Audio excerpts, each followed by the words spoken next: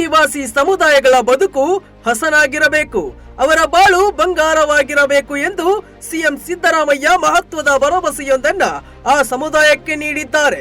ಶತಶತಮಾನಗಳಿಂದ ಜೀವನ ನಡೆಸುತ್ತಿದ್ದರೂ ಆದಿವಾಸಿಗಳಿಗೆ ಯಾವುದೇ ಮೂಲಭೂತ ವ್ಯವಸ್ಥೆಗಳು ಸರಿಯಾಗಿ ಸಿಗುತ್ತಿಲ್ಲ ಅರಿತ ಸಿಎಂ ಖುದ್ದು ಎಚ್.ಡಿ. ಕೋಟೆ ತಾಲೂಕಿನ ಕೆರೆಹಾಡಿಯ ಬುಡಕಟ್ಟು ಆದಿವಾಸಿ ಮನೆಗಳಿಗೆ ಭೇಟಿ ಕೊಟ್ಟರು. ಆಗ ಆದಿವಾಸಿ ಜನ ಸಿಎಂಗೆ ದೂರುಗಳನ್ನ ನೀಡಿದರು. ಹಕ್ಕುಪತ್ರ ಇದ್ದರೂ ಅರಣ್ಯಾಧಿಕಾರಿಗಳು ಮನೆ ಕಟ್ಟಲು ಬಿಡುತ್ತಿಲ್ಲ.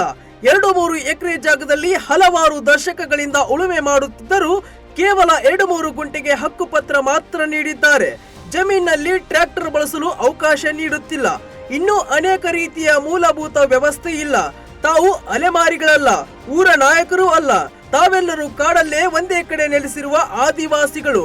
ಆದ್ದರಿಂದ ಅಲೆಮಾರಿ ಅಭಿವೃದ್ಧಿ ನಿಗಮದಲ್ಲಿ ತಮ್ಮನ್ನ ಸೇರಿಸಬೇಡಿ, ನಮಗೆ ಪ್ರತ್ಯೇಕವಾದ ಆದಿವಾಸಿ ಅಭಿವೃದ್ಧಿ ನಿಗಮ ಸ್ಥಾಪಿಸಿ ಎನ್ನುವ ಬೇಡಿಕೆಯನ್ನ ಮತ್ತು ದೂರನ್ನ ಸಿಎಂ ಮುಂದಿಟ್ಟರು.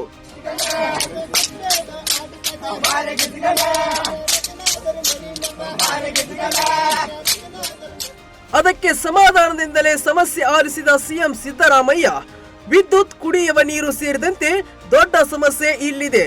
ಜಿಲ್ಲಾಧಿಕಾರಿ ಎಲ್ಲ ಅಡೆತಡೆಗಳನ್ನ ನಿವಾರಿಸಿ 1 ತಿಂಗಳಲ್ಲಿ ಕೆರೆಹಾಡಿ ಮತ್ತು ಇತರೆ 8 ಹಾಡಿಗಳ ಕುಡಿಯುವ ನೀರು ಮತ್ತು ವಿದ್ಯುತ್ ಸಂಪರ್ಕದ ಸಮಸ್ಯೆ ಬಗೆಹರಿಸಲಿದ್ದಾರೆ. ಆದಿವಾಸಿಗಳು ಅಂದರೆ ಅವರು ಅರಣ್ಯದ ಭಾಗವೇ ಆಗಿದ್ದಾರೆ. ಇವರಿಂದ ಅರಣ್ಯಕ್ಕೆ ಯಾವುದೇ ತೊಂದರೆ ಆಗುವುದಿಲ್ಲ.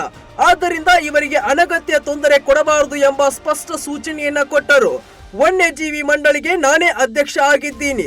ಸದ್ಯದಲ್ಲೇ ಮಂಡಳಿಯ ಸಭೆ ಕರೆದು ಇಲ್ಲಿನ ಬುಡಕಟ್ಟು ಜನರ ಸಮಸ್ಯೆಗಳಿಗೆ ಪರಿಹಾರ ಒದಗಿಸುತ್ತೇನೆ ಎಂದು ಭರವಸೆ ನೀಡಿದರು.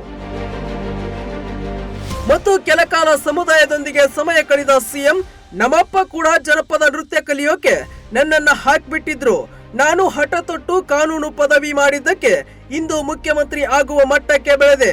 ಈ ಆದಿವಾಸಿ ಸಮುದಾಯದ ಮಕ್ಕಳು ಕೂಡ ಅರ್ಧಕ್ಕೆ ಶಾಲೆ ನಿಲ್ಲಿಸದೆ ಶಿಕ್ಷಣ ಪಡೆಯಬೇಕು.